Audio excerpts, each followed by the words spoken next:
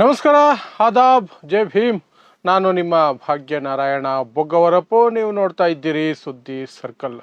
ಮಹಾರಾಷ್ಟ್ರದ ನಾಸಿಕ್ನಲ್ಲಿರುವಂತಹ TCS consultancy ಕಾಲ್ ಸೆಂಟ್ರಲ್ಲಿ love ಜಿಹಾದ್ ನಡೆದು ಬಿಟ್ಟಿದೆ.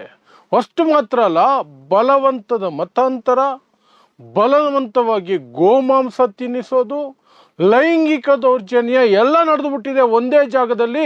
ಸೊ ಅಲ್ಲೊಂದು ವ್ಯವಸ್ಥಿತವಾದಂತಹ ಗುಂಪಿದೆ, ಮುಸ್ಲಿಮರ ಗುಂಪು. ಆ ಗುಂಪು ಹಿಂದೂ ಹುಡುಗಿಯರನ್ನ, ಹಿಂದೂ ಮಹಿಳೆಯರನ್ನ ಗುರಿಯಾಗಿಸ್ಕೊಂಡು ವ್ಯವಸ್ಥಿತವಾಗಿ ಇದನ್ನು ಮಾಡಿಬಿಟ್ಟಿದೆ ಅಂತ ಒಂದು ಸುದ್ದಿಯನ್ನ ಹಿಂದುತ್ವ ಹೆಸರಿನಲ್ಲಿ ಗೂಂಡಾಗಿರಿ ಮಾಡಿಕೊಂಡು ಓಡಾಡುವಂತಹ ಗುಂಪುಗಳು ಮಾಡಿದ್ದಾವೆ. ಅದರ ಜೊತೆಗೆ ಅಲ್ಲಿ ಒಂದಷ್ಟು ಜನರನ್ನ, 7 ಜನರನ್ನ ಬಂಧನ ಮಾಡಲಾಗಿದೆ ಮತ್ತು ಕೇಸುಗಳನ್ನು ಸಹ ಹಾಕಲಾಗಿದೆ. ಇದೇ ಸೆಕ್ಷನ್ಗಳನ್ನು ಹಾಕಿದ್ದಾರೆ.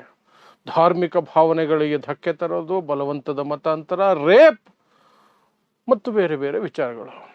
ಸೊ ಇದರಲ್ಲಿ ವಾಸ್ತವ ಎಷ್ಟು, ಆ್ಯಕ್ಚುಲ್ ಆಗಿ ಏನು ನಡೆದಿದೆ, ಇಲ್ಲಿಯವರೆಗೆ ನಮ್ಗೆ ಏನು ತಿಳಿದು ಬಂದಿದೆ ಅನ್ನೋದನ್ನು ತಿಳಿಸ್ತೀನಿ. ಆದರೆ ಅದಕ್ಕಿಂತ ಮೊದಲು ಒಂದು ವಿಚಾರವನ್ನು ನಿಮಗೆ ಸ್ಪಷ್ಟಪಡಿಸ್ಬಿಡ್ತೀನಿ. ಈ ವಿಡಿಯೋ ಮಾಡ್ತಿರೋದು ಆ್ಯಕ್ಚುಲಿ ನನಗೆ ಇಷ್ಟ ಇಲ್ಲ, ನೇರವಾಗಿ ಹೇಳ್ತಾ ಇದ್ದೀನಿ, ಇಷ್ಟ ಇಲ್ಲ. ಯಾಕೆಂದರೆ ಇಂಥ ವಿಚಾರಗಳಲ್ಲಿ ನಾನು ಯೂಶ್ವಲ್ ಆಗಿ ವಿಡಿಯೋ ಮಾಡೋಕ್ಕೆ ಹೋಗೋದಿಲ್ಲ. ಯಾಕೆಂದರೆ ಅಲ್ಲಿ ಸಾಕಷ್ಟು ಅಂಶಗಳು ತಿರುವು ಮರುವಾಗಿರ್ತವೆ. ಅದಕ್ಕೆ ಬಹಳ ಸಮಯ ಬೇಕಾಗುತ್ತೆ ಸತ್ಯಾಂಶ ಹೊರಗಡೆ ಬರೋದಕ್ಕೆ. ಹಾಗಾಗಿ ಇಂಥ ವಿಚಾರಗಳನ್ನು ಅವಾಯ್ಡ್ ಮಾಡ್ತೀನಿ. ಯಾಕೆಂದರೆ ಇಲ್ಲಿ ಪಟ್ಟಭದ್ರ ಹಿತಾಸಕ್ತಿಗಳ ಕೈವಾಡ ಸಿಕ್ಕಾಪಟ್ಟೆ ಇರುತ್ತೆ, ಹಿಂದುತ್ವ ಪಡೆಗಳ ಕೈವಾಡ ಸಿಕ್ಕಾಪಟ್ಟೆ ಇರುತ್ತೆ. ಆ ಸಂತ್ರಸ್ತೆ ಅಂತ ಕರೆಸಿಕೊಳ್ಳುವವರ ಮನೆಗಳಿಗೆ ಹೋಗಿ ಅವರನ್ನು ಇನ್ನೊಂದಷ್ಟು ಪ್ರೇರೇಪಿಸಿ, ಸುಳ್ಳು ಸುಳ್ಳು ಹೇಳಿಸಿ, ಇನ್ನೊಂದಷ್ಟು ವಿಶೇಷ ವಿಚಾರಗಳನ್ನು ಸೇರಿಸಿ ಇದನ್ನು ಹಿಂದೂ ಮುಸ್ಲಿಂ ಮಾಡೋಕ್ಕೆ ನೋಡ್ತಾರೆ. ವೈಯಕ್ತಿಕ ಲವ್ ಸ್ಟೋರಿಗಳನ್ನು ಹಿಂದೂ ಮುಸ್ಲಿಂ ಮಾಡೋಕ್ಕೆ ನೋಡ್ತಾರೆ. ಹಾಗಾಗಿ ಅದನ್ನು ಮಾಡೋದಲ್ಲ. ಇನ್ನೊಂದು, ಇಂತಹ ವಿಚಾರಗಳಲ್ಲಿ ಅಸಹ್ಯ ಹುಟ್ಟಿಸುವಂತಹ ಸಾಕಷ್ಟು ವಿಚಾರಗಳಿರ್ತವೆ, which I don't want to discuss. ಹಾಗಾಗಿ ಅದೇ ನಾಸಿಕ್ನಲ್ಲಿ, ಅದೇ ಮಹಾರಾಷ್ಟ್ರದ ನಾಸಿಕ್ನಲ್ಲಿ ಅಶೋಕ್ ಖಾರಟ್ ಅನ್ನುವಂತಹ ಒಬ್ಬ ನೀಚಾತಿ ನೀಚ ಜ್ಯೋತಿಷ್ಯದ ಹೆಸರಿನಲ್ಲಿ ನೂರಾರು ಹೆಣ್ಣುಮಕ್ಕಳನ್ನು ಲೈಂಗಿಕವಾಗಿ ಬಳಸಿಕೊಂಡ, ದುರ್ಬಳಕೆ ಮಾಡಿಕೊಂಡ, ಶೋಷಣೆ ಮಾಡಿದಂತಹ ವಿಡಿಯೋಗಳೇ ಹೊರಗಡೆ ಬಂದರೂ ಸಹ ನಾನು ಅದರ ಬಗ್ಗೆ ಸುದ್ದಿ ಮಾಡೋಕ್ಕೆ ಹೋಗಿಲ್ಲ. 13 ಕೇಸ್ ಬಿದ್ದಿದೆ ಅವನ ಮೇಲೆ. 8 ಜನ ಸಂತ್ರಸ್ತೆಯರು ಮುಂದೆ ಬಂದು ಹೇಳ್ಕೊಂಡಿದ್ದಾರೆ. ನೂರಾರು ಹೆಣ್ಣು ಮಕ್ಕಳ ವಿಡಿಯೋಗಳು ಹೊರಗಡೆ ಬಂದಿದ್ದಾವೆ. ಆದರೂ ನಾನು ಸುದ್ದಿ ಮಾಡೋಕ್ಕೆ ಹೋಗಲಿಲ್ಲ. ಯಾಕಂದರೆ ನಮ್ಗೆ ಅಸಹ್ಯ ಹುಟ್ಟುತ್ತೆ, ರಕ್ತ ಕುದಿಯುತ್ತೆ. ಅದರ ಜೊತೆಗೆ ಈ ಮೂರ್ಖತನ ಏನಿದೆಯಲ್ಲ, ಮೌಢ್ಯ ಅನ್ನೋ ಮೂರ್ಖತನ, ಅದನ್ನು ಇನ್ನೊಂದಷ್ಟು ನಾವು ಬೇರೆ ರೀತಿಯಲ್ಲಿ ಹೇಳಿದ್ರೂ ಸಹ ಬೇರೆ ರೀತಿ ಮೈಗೂಡಿಸ್ಕೊಳ್ತಾರೆ ಜನ. ಇನ್ನೂ ಹೆಚ್ಚಿಗೆ ಮಾಡ್ಕೊಳ್ತಾರೆ ಮೌಢ್ಯನ, ಇನ್ನೂ ಒಂದಷ್ಟು ಜನ ಹೆಚ್ಚಿಗೆ ಬಲಿಯಾಗ್ತಾರೆ. ಹಾಗಾಗಿ ಅಂತಹದ್ದನ್ನು ಮಾಡೋದಿಲ್ಲ. ಬಟ್ ಈ ವಿಡಿಯೋವನ್ನು ನಾನೀಗ ಮಾಡ್ತಿರೋದು, ಇಷ್ಟ ಇಲ್ಲದೆ ಹೋದರೂ ಮಾಡ್ತಿರೋದು. ಯಾಕೆಂದರೆ ನಾನು ಮಾಡ್ತಿರೋ ಪ್ರತಿ ವಿಡಿಯೋದಲ್ಲೂ ಬಂದುಬಿಟ್ಟು ಒಂದಷ್ಟು ನಂಜಿನಲ್ಲಿ ಮುಳುಗಿ ಸಾಯ್ತಾ ಇರುವಂತಹ ಒಂದಷ್ಟು ಕೋಮು ಕ್ರಿಮಿಗಳು ಇದರ ಬಗ್ಗೆ ಯಾಕೆ ಮಾಡ್ತಿಲ್ಲ, ಇದರ ಬಗ್ಗೆ ಯಾಕೆ ಮಾಡ್ತಿಲ್ಲ, ಇದರ ಬಗ್ಗೆ ಮಾತಾಡಲ್ವಾ, ಇದು ದಿನಾ ಬರ್ತಿದೆ ನನ್ನ ಕಮೆಂಟು. ಹಾಗಾಗಿ ಇದನ್ನು ಮಾಡ್ತಾ ಇದ್ದೀನಿ. ಸೊ ಸತ್ಯಾಂಶವನ್ನು ತಿಳಿಸೋ ಪ್ರಯತ್ನ ಮಾಡ್ತೀನಿ. ಇಲ್ಲಿ ಮಾಡಿರುವವರು ಒಂದಷ್ಟು ಯುವಕರು, ಯಾರು ಮುಸ್ಲಿಂ ಹುಡುಗರು ಸಿಗಾಕೊಂಡಿದ್ದಾರೆ, ಅವರ ಕಾಮತೀಟೆಗೆ ಮಾಡ್ಕೊಂಡಿರೋದು. ಅದನ್ನು ಒಂದು ಸಮುದಾಯದ ವಿರುದ್ಧ ಎತ್ತಿ ಕಟ್ಟಿ ಅದನ್ನು ಹಿಂದೂ ಮುಸ್ಲಿಂ ಮಾಡೋಕ್ಕೆ ಹೊರಟಿದಾರಲ್ಲ, ಇವರ ಕಾಮತೀಟೆಗಿಂತ ಈ ಧಾರ್ಮಿಕ ತೀಟೆ ಜೋರಾಗಿದೆ ಈ ಪ್ರಕರಣದಲ್ಲಿ. ಅದನ್ನು ಸಹ ವಿವರಿಸುವಂಥ ಪ್ರಯತ್ನವನ್ನು ಮಾಡ್ತೀನಿ. ಸೊ ಏನಾಯ್ತು, ಒಂದು ಯುವತಿ ಒಂದು ದೂರನ್ನು ಕೊಟ್ಲು. ಯಾರ ಮೇಲೆ? ಅಲ್ಲಿದ್ದಂತಹ ಮುಖ್ಯ ಆರೋಪಿ ಆಗಿರುವಂತಹ ಡ್ಯಾನಿಶ್ ಸೈಟ್ ಅನ್ನುವಂತಹ ಮುಸ್ಲಿಂ ಯುವಕನ ಮೇಲೆ. ಅವನು ಅಲ್ಲಿ ಟೀಮ್ ಲೀಡರ್ ಆಗಿ ಕೆಲಸ ಮಾಡ್ತಿದ್ದಾನೆ. ಇಲ್ಲಿ TCS ಕನ್ಸಲ್ಟೆನ್ಸಿ, ಭಾರತದ ಅತಿ ದೊಡ್ಡ IT ಫರ್ಮ್ ಅಂತ ಕರಿಬಹುದು. ತುಂಬ ದೊಡ್ಡದದು TCS, ಟಾಟಾ ಕನ್ಸಲ್ಟೆನ್ಸಿ ಸರ್ವಿಸಸ್ ಅಂತ, ಟಾಟಾದ ಒಡೆತನದಲ್ಲಿ ಇರುವಂಥದ್ದು. ಅದರಲ್ಲಿರುವಂತಹ ಒಂದು BPO ಯೂನಿಟ್ಟು ನಾಸಿಕ್ನಲ್ಲಿದೆ. BPO ಯೂನಿಟ್ನಲ್ಲಿ ನಡೆದಿರುವಂತಹ ಘಟನೆ ಇದು. ಒಂದು ಹಿಂದೂ ಹೆಣ್ಣು ಮಗು ಮುಸ್ಲಿಂ ಯುವಕನ ಮೇಲೆ ದೂರನ್ನು ಕೊಟ್ಟಿದೆ. ಆ ಹಿನ್ನೆಲೆಯಲ್ಲಿ ಈ ಕೇಸು ಓಪನ್ ಆಯಿತು. ಆ ನಂತರ ಒಂದೊಂದೇ ವಿಚಾರಗಳು ಹೊರಗಡೆ ಬರೋದಕ್ಕೆ ಶುರುವಾಯಿತು. ಈ ಹಿಂದುತ್ವದ ನಂಜನ್ನು ಮೈಗೂಡಿಸ್ಕೊಂಡಿರುವಂತಹ ಅವರಿದ್ದಾರಲ್ಲ, ಅವರು ಒಂದು ಕ್ಷಣನೇ ಅಷ್ಟೇ ಮುಸ್ಲಿಂ ಹೆಸರಿದ್ರೆ ಸಾಕು, ಆರೋಪಿ ಸ್ಥಾನದಲ್ಲಿ ಮುಸ್ಲಿಂ ಹೆಸರು, ಹಿಂದೂ ಹೆಸರಿದ್ರೆ ಬಾಯಿ ಬಿಡೋದೇ ಇಲ್ಲ. ಈಗ ನೋಡಿ, ಈ ಅಶೋಕ್ ಖಾರಟ್ ಅನ್ನುವಂತಹ ನೀಚಾತಿ ನೀಚ ಜನರ ಮೌಢ್ಯವನ್ನು ಬಳಸ್ಕೊಂಡು, ಮಹಿಳೆಯರ ಮೌಢ್ಯವನ್ನು ಬಳಸ್ಕೊಂಡು, ಜ್ಯೋತಿಷಿ ಅನ್ನೋ ಹೆಸರಿನಲ್ಲಿ ಎಷ್ಟೆಷ್ಟು ದೊಡ್ಡ ದೊಡ್ಡ ಹುದ್ದೆಯಲ್ಲಿರೋ ಮಹಿಳೆಯರನ್ನು ಸಹ ಶೋಷಣೆ ಮಾಡಿದ್ದಾರೆ ಮತ್ತು ಅದು ವಿಡಿಯೋಗಳಾಗಿ ಬಂದಿದೆ. ಆದರೂ ಇವರು ಯಾರು ಪ್ರತಿಭಟನೆ ಮಾಡೋದಿಲ್ಲ, ಏನು ಮಾಡೋದಿಲ್ಲ. ಒಬ್ಬನೇ ಒಬ್ಬ ಮುಸ್ಲಿಂ ಆರೋಪಿ ಹೆಸರಿದ್ದು ಬಿಟ್ಟಿದ್ರೆ ಮುಗಿದೋಗಿತ್ತು. ಅದನ್ನೇ ಮಾಡ್ತಾರೆ. ಪುತ್ತೂರಿನ ಪ್ರಕರಣ ತಗೊಳ್ಳಿ. ಒಬ್ಬ ಕಾಮಿಷ್ಠ ಬ್ರಾಹ್ಮಣ ಒಂದು ಹೆಣ್ಣು ಮಗುವನ್ನು ತನ್ನ ಕಾಮತೀಟೆಗೆ ಬಳಸ್ಕೊಂಡು ಅದನ್ನು ಆಕೆಯನ್ನು ತಾಯಿ ಮಾಡಿ ಮಗುವಾಗಿ DNA ಟೆಸ್ಟಲ್ಲಿ ಅವನದೇ ಮಗು ಅಂತ ಪ್ರೂವ್ ಆದರೂ ಸಹ ನಾನು ಮದುವೆ ಆಗಲ್ಲ. ಆದರೆ ಈ ಹಿಂದುತ್ವದ ಹೆಸರಿನಲ್ಲಿ ಓಡಾಡುವಂಥ ರೌಡಿಗಳಿಗೆ ಅದರ ಬಗ್ಗೆ ಚರ್ಚೆ ಮಾಡಬೇಕು, ಪ್ರತಿಭಟನೆ ಮಾಡಬೇಕು, ನ್ಯಾಯ ಕೊಡಿಸ್ಬೇಕು, ಏನು ಅನಿಸೋದೇ ಇಲ್ಲ, ಯಾವನಿಗೂ ಅನಿಸೋದಿಲ್ಲ. ಅದೇ ಮುಸ್ಲಿಂ ಆಗಿದ್ದಿದ್ರೆ ಇಷ್ಟೊತ್ತಿಗೆ ಪುತ್ತೂರಲ್ಲ ಇಡೀ ದಕ್ಷಿಣ ಕನ್ನಡಕ್ಕೆ ಬೆಂಕಿ ಹಚ್ತೀವಿ ಅಂತ ಡೈಲಾಗ್ ಹೊಡ್ಕೊಂಡು ಓಡಾಡಿರೋರು, ದಿನ ಬೆಳಗಾದ್ರೆ ಪ್ರತಿಭಟನೆ ಮಾಡಿರೋರು. ಅದೇ ರೀತಿ ಇಲ್ಲೂ ಸಹ ಒಂದು ದೂರು ದಾಖಲಾದ ತಕ್ಷಣ ಆರೋಪಿ ಮುಸ್ಲಿಂ ಅಂದ ತಕ್ಷಣ ಅದು ಮಹಾರಾಷ್ಟ್ರ, BJP ಸರ್ಕಾರ ಇರುವಂತಹ ಮಹಾರಾಷ್ಟ್ರ ಅಲ್ವಾ, ಜೋರು ಚರ್ಚೆಗಳು, ಜೋರು ಸುಳ್ಳು ಸುದ್ದಿ, ಒಂದಷ್ಟು ನಿಜಾಂಶ, ಸ್ವಲ್ಪ ನಿಜಾಂಶ. ಆ ಕಾಮಿಸ್ಟರು ಮಾಡಿರೋದು ನಿಜಾನೇ, ಆದರೆ ಅದಕ್ಕೆ ಧರ್ಮದ ತಳಕು ಹಾಕಿ ಅದೊಂದು ಜಿಹಾದ್ ಅಂತ ಹೇಳಿ ಅದೊಂದು ವ್ಯವಸ್ಥಿತ, ಒಂದು ಪ್ಲ್ಯಾಂಡು, ಪ್ರೀ ಪ್ಲ್ಯಾಂಡು, ವಿದೇಶಿ ಫಂಡಿಂಗು, ಏನೇನೋ ಅದೆಲ್ಲ ಸುಳ್ಳು. ಸೊ ಏನಾಯ್ತು, ಅದು ದೂರ ಆಯ್ತಾ. ಅದು ದೂರ ಆಗಿದ ತಕ್ಷಣ ಹಿಂದುತ್ವದ ಪಡೆಗಳು ಜೋರು ಗಲಾಟೆ ಮಾಡಕ್ಕೆ ಶುರು ಮಾಡೋದು. ಇದೊಂದು ಲವ್ ಜಿಹಾದ್, ಬಲವಂತದ ಮತಾಂತರ ಇದು ನಡೀತಾ ಇದ್ದಿತ್ತು. ಹೀಗೆಲ್ಲ ಬಲವಂತದ ಮತಾಂತರ ಮಾಡ್ತಿದ್ರು, ಬಲವಂತಕ್ಕೆ ಬೀಫ್ ತಿನ್ನಿಸ್ತಾ ಇದ್ರು, ಲೈಂಗಿಕ ಶೋಷಣೆಯೂ ಮಾಡಿದ್ದಾರೆ. ಒಂದಲ್ಲ ಎರಡಲ್ಲ ಎಲ್ಲ ಆರೋಪಗಳನ್ನು ಮಾಡಿದ್ರು. ಮಹಾರಾಷ್ಟ್ರ ಪೊಲೀಸು, BJP ಸರ್ಕಾರದ ಪೊಲೀಸ್ ಅದೆಲ್ಲವನ್ನು FIR ಸೇರಿಸ್ಬಿಡ್ತು. ಆದರೆ ಈಗ ಆ ಬಂಧಿತ 7 ಜನರಲ್ಲಿ ಒಬ್ಬರ ಹೆಂಡತಿ ಹೊರಗಡೆ ಬಂದು ಒಂದಷ್ಟು ಸತ್ಯಾಂಶಗಳನ್ನು ಬಿಚ್ಚಿಟ್ಟಿದ್ದಾರೆ.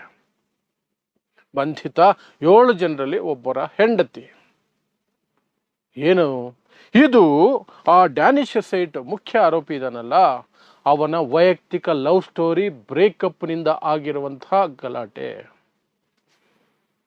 ಆಕೆಗೆ ಮತ್ತು ಇವನಿಗೆ ಸಂಬಂಧ ಇತ್ತು, ಅವನು ಬಳಸ್ಕೊಂಡ, ಅವನು ತೀಟೆಗೆ ಬಳಸ್ಕೊಂಡ, ಆಮೇಲೆ ಕೈ ಬಿಟ್ಟ. ಆಕೆ ಅದನ್ನು ದೊಡ್ಡವಾಗಿ ಪ್ರತಿಭಟನೆ ಅಥವಾ ಅದಕ್ಕೆ ಪ್ರತಿರೋಧ ಒಡ್ಡದ್ಲು, ಕೇಸ್ ಮಾಡಿದ್ಲು. ಅದನ್ನು ತಿಳಿದಂತಹ ಹಿಂದುತ್ವ ಪಡೆಗಳು ಆಕೆ ಹತ್ರ ಹೋಗಿ ಇಷ್ಟು ಮಾತ್ರ ಸೇರಿಸ್ಬಾರ್ದು, ಇನ್ನು ಇದೆಲ್ಲ ಸೇರಿಸ್ಬೇಕು ಅಂತ ಇದನ್ನೆಲ್ಲ ಆಕೆ ಕಿವಿಗೆ ಊದಿ ಅದೆಲ್ಲವನ್ನು ಸಹ ಬರೋಂಗೆ ಮಾಡ್ಕೊಂಡಿದ್ದಾರೆ. ಸೊ ಈ ಬಂಧಿತ ಆರೋಪಿಗಳಲ್ಲಿ ಒಬ್ಬರ ಹೆಂಡತಿ ಅದನ್ನೇ ಹೇಳ್ತಿರೋದು. ಇದು ವೈಯಕ್ತಿಕ ವಿಚಾರಕ್ಕೆ ನಡೆದಂತಹದ್ದು, ವೈಯಕ್ತಿಕ ಲವ್ ಸ್ಟೋರಿ. ಅವ್ರು ಲವ್ ಮಾಡ್ತಾ ಇದ್ರು ಅಂತ, ಅವರಿಬ್ಬರ ನಡುವೆ ರಿಲೇಶನ್ಶಿಪ್ ಇತ್ತು ಅಂತ ಇಡೀ ಕಚೇರಿಗೆ ಗೊತ್ತಿತ್ತು, ಇಡೀ ಆಫೀಸ್ಗೆ ಗೊತ್ತಿತ್ತು. ಆದರೆ ಆ ಒಬ್ಬನ ತಪ್ಪಿಗೆ ಬೇಕು ಅಂತ ಇಡೀ ಸಮುದಾಯ ನೆಳ್ಕೊಂಡು ಬಂದು ಅಮಾಯಕರನ್ನು ಸಹ ಬಂಧಿಸಿದ್ದಾರೆ. 7 ಜನರ ಬಂಧನ ಆಗಿದೆ. ಯಾರ್ಯಾರದು? ನಾನು ಹೇಳ್ದಂಗೆ ಮುಖ್ಯ ಆರೋಪಿ ಡ್ಯಾನಿಶ್ ಸೇಟು, ಆಮೇಲೆ ತೌಸಿಫ್ ಅನ್ನುವಂಥವನೊಬ್ಬ, ತೌಸಿಫ್ ಅತ್ತಾರ್ ಅಂತೆ ಅವನ ಹೆಸರು, ರಜಾ ಮೆಮನ್ ಅನ್ನುವಂಥವನು, ಆಮೇಲೆ ಶಾರುಖ್ ಖುರೇಶಿ ಅನ್ನುವಂಥವನು, ಶಫಿ, ಆಸಿಫು, ಇನ್ನೊಂದು ಮಹಿಳೆಯು ಸಹ ಈ ಕೇಸಲ್ಲಿ ಇದ್ದಾಳೆ ಅನ್ನುವಂಥದ್ದು. ಈ ಎಲ್ಲವನ್ನು ಬಿಡಿಸಿ ಇದು ನಿಧಾ ಖಾನ್ ಅನ್ನುವಂತಹ HR ಮ್ಯಾನೇಜರ್ ಮೇಲೆ ಸಹ ಈಗ ಕೇಸ್ ಆಗಿದೆ. ಯಾಕೆಂದರೆ ಆಕೆಗೆ ಕಂಪ್ಲೇಂಟ್ ಹೋಗಿತ್ತಂತೆ, ಈ ರೀತಿ ಲೈಂಗಿಕ ಶೋಷಣೆಗಳು ನಡೀತಾ ಇದ್ದಾವೆ ಅಂತ. ಆಕೆ ಅದರ ಬಗ್ಗೆ ಕ್ರಮ ಕೈಗೊಂಡಿಲ್ಲ ಅನ್ನೋದಕ್ಕೆ ನಿಧಾ ಖಾನ್ ಅನ್ನುವಂತಹ ಮಹಿಳಾ HR ಮೇಲೆಯೂ ಸಹ ಕೇಸ್ ಆಗಿದೆ. ಸೊ ಈ ಬಂಧಿತ ಯುವಕರಲ್ಲಿ ಒಬ್ಬರ ಹೆಂಡತಿ ಅಥವಾ ಬಂಧಿತ ಪುರುಷರಲ್ಲಿ ಒಬ್ಬರ ಹೆಂಡತಿ ಈಗ ಬಂದು ಈ ವಿಚಾರವನ್ನು ಮುಂದಿಟ್ಟಿರೋದು. ಇದೊಂದು ವೈಯಕ್ತಿಕ ವಿಚಾರ. ನನ್ನ ಗಂಡ ಯಾರಿಗಾದರೂ ಬಲವಂತಕ್ಕೆ ಬೀಫ್ ತಿನ್ನಿಸ್ತಾರೆ ಅಂದರೆ ನನ್ನ ನಂಬೋಕೆ ಸಾಧ್ಯ ಇಲ್ಲ. ಯಾಕಂದರೆ ಮಾಂಸಾಹಾರವನ್ನು ಎತ್ಕೊಂಡೋದ್ರೆ ಆಫೀಸ್ಗೆ ಬೇರೆಯವರಿಗೆ, ಸಸ್ಯಾಹಾರಿಗಳಿಗೆ ಮಾನಸಿಕವಾಗಿ ಸ್ವಲ್ಪ ತೊಂದರೆ ಆಗುತ್ತೆ ಅನ್ನೋ ಕಾರಣಕ್ಕೆ ಯಾವತ್ತೂ ಆಫೀಸಿಗೆ ಮಾಂಸಾಹಾರದ ಟಿಫನ್ ಸಹ ತಗೊಂಡೋಗ್ತಿರ್ಲಿಲ್ಲ ನನ್ನ ಗಂಡ. ಟಿಫನ್ ಬಾಕ್ಸಲ್ಲಿ ಸಸ್ಯಾಹಾರವನ್ನೇ ತಗೊಂಡು ಹೋಗ್ತಿದ್ದು, ಮಾಂಸಾಹಾರವನ್ನು ತೆಗೆದುಕೊಂಡೇ ಹೋಗ್ತಿರ್ಲಿಲ್ಲ ಕಚೇರಿಗೆ. ಅಂಥವನು ಇನ್ನೊಬ್ಬರಿಗೆ ಬಲವಂತಕ್ಕೆ ಬೀಫ್ ತಿನ್ನಿಸ್ಬಿಡ್ತಾನ ಅಂತ. ಈ ಬೀಫ್ ಕತೆ ಎಲ್ಲಿ ಬಂತು ಅಂತಂದರೆ, ಈ ಕಂಪ್ಲೇಂಟಲ್ಲಿರುವಂಥದ್ದು ಆಫೀಸಲ್ಲಿ ಲೈಂಗಿಕ ಶೋಷಣೆ, ಕೆಟ್ಟದಾಗಿ ಮುಟ್ಟೋದು, ಇದು ಮಾಡೋದು, ಅದು ಅವರು ತೀಟೆ ಮಾಡಿರ್ತಾರೆ. ಯುವಕರು, ನೈಟ್ ಶಿಫ್ಟ್ಗಳು, BPO ಲೈಫು, ಅಲ್ಲಿರುವಂತಹ ಶೋಕಿ ಜೀವನ, ಪಾರ್ಟಿಗಳು, ಸ್ಯಾಟರ್ಡೆ ನೈಟು, ಫ್ರೈಡೇ ನೈಟು, ಇದೆಲ್ಲವೂ ಗೊತ್ತು. ಎಲ್ಲವೂ ಆಗಿರ್ತದೆ. ಯಾಕಂದರೆ ಅದೇ ಒಂದು ಇಂಡಸ್ಟ್ರಿಯಲ್ಲಿ ನಾನು ಸಹ ಸುಮಾರು 8 ವರ್ಷ ಕೆಲಸ ಮಾಡಿದವನು. ಯುವಕರು ಯುವತಿಯರು ಯಾವ ಮಟ್ಟಕ್ಕೆ ಹೋಗ್ತಾರೆ, ಎಷ್ಟು ಮಾನಗೆಟ್ಟು ನಡ್ಕೊಳ್ತಾರೆ ಅನ್ನೋದು ಸಹ ನನಗೆ ಗೊತ್ತಿದೆ. ಯುವಕರು ನಡ್ಕೊಳ್ತಾರೆ, ಯುವತಿಯರು ನಡ್ಕೊಳ್ತಾರೆ. ಯಾಕೆಂದರೆ ಅಷ್ಟು ದುಡ್ಡು ಬರ್ತಿರುತ್ತೆ, ಅಲ್ಲಿ ಅಷ್ಟು ಸಂಬಳ ಬರ್ತಿರುತ್ತೆ, ಅಷ್ಟು ಶೋಕಿ ಮಾಡೋದಕ್ಕೆ ಅವಕಾಶಗಳಿರ್ತವೆ. ವೀಕೆಂಡ್ ಆದರೆ ಪಾರ್ಟಿಗಳು, ಇನ್ನೇನೇನೋ ಪಾರ್ಟಿಗಳಲ್ಲಿ ಮದ್ಯ ಅದು ಇದು ಎಲ್ಲ ನಡೆಯುತ್ತೆ. 80% ಅಟ್ಲೀಸ್ಟ್ ಜನ ಆ ಇಂಡಸ್ಟ್ರಿಯಲ್ಲಿ ಆ ರೀತಿಯಾದಂತಹ ಜೀವನಕ್ಕೆ ಒಗ್ಗಿಬಿಟ್ಟಿರ್ತಾರೆ. ಅವ್ರಿಗೆ ಅದು ಖುಷಿ ಕೊಡ್ತಿರುತ್ತೆ. ಈ ಥರ ಏನಾದರೂ ಆದಾಗ ಕಂಪ್ಲೇಂಟ್ಗಳು, ಕೇಸುಗಳಾಗ್ತವೆ. ಅದು ವೈಯಕ್ತಿಕವಾಗಿ ಇರಬೇಕಾಗಿತ್ತು ಕೇಸು. ಪೊಲೀಸರು ವೈಯಕ್ತಿಕವಾಗಿ ಅದು ತಗೊಳ್ಬೇಕಾಗಿತ್ತು. ಒಂದು ಹುಡುಗಿಗೆ ಮೋಸ ಮಾಡಿದ್ದಾನೆ, ಲೈಂಗಿಕವಾಗಿ ಬಳಸ್ಕೊಂಡಿದ್ದಾನೆ, ಆಕೆ ಮೇಲೆ ರೇಪ್ ಆಗಿದೆ ಅಂತಲೋ, ರೇಪ್ ಕೇಸು ಏನೋ ಅಂತ ತಗೊಂಡು ಮಾಡಬೇಕಿತ್ತು. ಹಿಂದೂ ಮುಸ್ಲಿಂ ಮಾಡಿದ್ದು ಷಡ್ಯಂತ್ರ. ಅದನ್ನೇ ನಾನು ಪದೇ ಪದೇ ಹೇಳ್ತಿರೋದು. ಸೊ ನಮಗೆ ಆಫೀಸಲ್ಲೂ ಲೈಂಗಿಕ ಕಿರುಕುಳ ಕೊಡ್ತಿದ್ರು. ಆಮೇಲೆ ಔಟಿಂಗ್ ಹೋದಾಗ, ಅಂದರೆ ಪ್ರವಾಸಗಳಿಗೆ ಹೋಗ್ತಾರಲ್ಲ ಇವರೆಲ್ಲ, ನಾನು ಹೇಳೋದಲ್ಲ, ದುಡ್ಡು ಸಿಕ್ಕಾಪಟ್ಟೆ ಸಂಬಳಗಳು ಬರ್ತಿರ್ತವೆ. ನೈಟ್ ಲೈಫು ಇವ್ರದ್ದು ಬೇರೆ ಬೇರೆ ಇರುತ್ತೆ BPO ಸೆಕ್ಟರಲ್ಲಿ. ಸೊ ಆ ಸಂದರ್ಭದಲ್ಲಿ ಅಲ್ಲಿ ನಮಗೆ ಬಲವಂತಕ್ಕೆ ಬೀಫ್ ತಿನ್ನಿಸುವಂತಹ ಪ್ರಯತ್ನಗಳನ್ನು ಮಾಡಿದ್ರು, ಮತಾಂತರ ಮಾಡೋದಕ್ಕೆ ಪ್ರೇರೇಪಿಸಿದ್ರು, ನಮ್ಮ ಧಾರ್ಮಿಕ ಭಾವನೆಗಳಿಗೆ ಧಕ್ಕೆ ತಂದರು, ಅದ್ರ ಜೊತೆಗೆ ಲೈಂಗಿಕ ಶೋಷಣೆಗಳನ್ನು ಮಾಡಿದ್ರು ಅಂತ ಅಲ್ಲಿ ಬಂದಿರುವಂಥದ್ದು. ಸೊ ಆ ಕಾರಣಗಳಿಗಾಗಿ ಇಷ್ಟು ಜನರನ್ನು ಬಂಧಿಸಿದ್ದಾರೆ ಈಗ.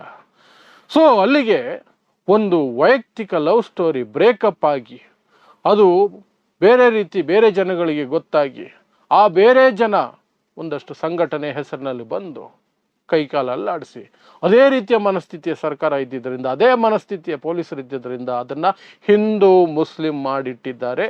ಹಿಂದೂ ಮುಸ್ಲಿಂ ಮಾಡಿ ಇವತ್ತು ಲವ್ ಜಿಹಾದು, ಬಲವಂತದ ಮತಾಂತರ, ಬೀಫ್ ತಿನ್ನಿಸೋದು ಎಲ್ಲವನ್ನೂ ಸೇರಿಸ್ಕೊಂಡಿದ್ದಾರೆ. ಅವರು ಖುಷಿಗೆ ಏನೇನು ಬೇಕೋ ಎಲ್ಲ ಸೇರಿಸ್ಕೊಂಡಿದ್ದಾರೆ. ಯಾಕೆಂದರೆ ಆರೋಪ ಕೇಳಿ ಬಂದಿರೋದು ಮುಸ್ಲಿಮರ ವಿರುದ್ಧ. ಅದೇ ಅಶೋಕ್ ಖಾರಟ್ ವಿರುದ್ಧ ಈ ರೀತಿಯಾದಂತಹ ಸೋಷಿಯಲ್ ಮೀಡಿಯಾ ಫೈಟು ಇದು ಏನೂ ನಡೆಯಲ್ಲ. ದಿನ ಬೆಳಗಾದ್ರೆ ಒಂದೊಂದು ವಿಡಿಯೋ, ಅದೇ ಟೇಬಲ್ಲು ಅದೇ ಜಾಗದಲ್ಲಿ ಲೈವ್ ಸೆಕ್ಸ್ ಮಾಡುವಂತಹ, ಲೈಂಗಿಕವಾಗಿ ಬಳಸ್ಕೊಳ್ಳುವಂತಹ ದೃಶ್ಯಾವಳಿಗಳು, ವಿಡಿಯೋಗಳು CCTVಯಿಂದ ಕ್ಯಾಮ್ರಾಗಳಿಂದ ಬಂದಿದ್ರು ಯಾರಿಗೂ ಏನು ಅನ್ಸೋದಿಲ್ಲ. ಪುತ್ತೂರಲ್ಲಿ ಬ್ರಾಹ್ಮಣ ಹುಡುಗ ಒಂದು ಹಿಂದೂ ಹುಡುಗಿಯನ್ನೇ ತಾಯಿ ಮಾಡಿ ಮದುವೆ ಆಗಲ್ಲ ಅಂತ DNA ಪರೀಕ್ಷೆಯಲ್ಲಿ ಮಗು ಅವನದೇ ಅಂತ ನಿರೂಪಣೆ ಆದರೂ ಏನು ನಾನು ಮದುವೆ ಆಗಲ್ಲ, ಅದೇನು ಕಿತ್ಕೊಳ್ತೀನಿ ಅಂತಾನೆ, ಅದರ ಬಗ್ಗೆಯೂ ಚಿಂತೆ ಮಾಡಲ್ಲ. ಬಟ್ ಇಲ್ಲಿ ಒಂದು ಲವ್ ಬ್ರೇಕಪ್ ಆಗಿ ಆ ಗಲಾಟೆ ಪೊಲೀಸ್ ಸ್ಟೇಷನ್ಗೆ ಹೋದಾಗ ಹಿಂದೂ ಮುಸ್ಲಿಂ ಆಗುತ್ತೆ, ಇದು ವ್ಯವಸ್ಥಿತ ಸಂಚಾಗುತ್ತೆ, ವಿದೇಶಿ ಫಂಡಿಂಗು ಬರುತ್ತೆ, ಟೆರರ್ ಲಿಂಕ್ಸ್ವರೆಗೂ ಹೋಗ್ಬಿಡುತ್ತೆ, ಏನು ಬೇಕಾದ್ರೆ ಆಗುತ್ತೆ. ಅದೇ ಸತ್ಯದ ಈ ದೇಶದ ಪರಿಸ್ಥಿತಿ, ಅಷ್ಟೇ, ಇನ್ನೇನಿಲ್ಲ. ಸೊ ಇದಿಷ್ಟು ನಾಸಿಕ್ TCS ಕೇಳ್ತಾ ಇದ್ರಲ್ಲ ದಿನಾ ಬಂದು, ಯಾಕೆ ಮಾಡಲ್ಲ ಅಂತ. ಇದು ಆ ವಿಚಾರ, ಅದಕ್ಕೆ ಸಂಬಂಧಪಟ್ಟಂತಹ ವಿವರಗಳು ಮತ್ತು ವಿಶ್ಲೇಷಣೆ ಅಷ್ಟೇ. ಸೊ ಇಂತಹದ್ದೇ ವಿಶೇಷ ಸುದ್ದಿಗಳಿಗಾಗಿ ನೋಡ್ತಾ ಇರಿ ಸುದ್ದಿ ಸರ್ಕಲ್. ನಾನು ನಿಮ್ಮ ಭಾಗ್ಯನಾರಾಯಣ ಬೊಗ್ಗವರಪು.